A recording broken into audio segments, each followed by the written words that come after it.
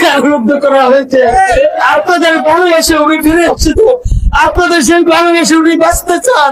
আমাদের মা আপনাদের সুযোগ দেখতে চান,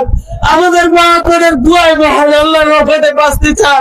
আপনাদের দুয়ায় বাঁচতে চান। আপনারা দোয়া করে রাখছেন খালাদা জিয়াকে বাঁচিয়ে দিন, আপনার আপনাদের খালাদা জিয়াকে বাঁচিয়ে দিন, আপনার খালাদা জিয়াকে বাঁচিয়ে দিন, আমাদের সারা বাংলাদেশের সকল মাকে বাঁচিয়ে দিন, যারা অসুস্থ সকলকে বাঁচিয়ে দিন,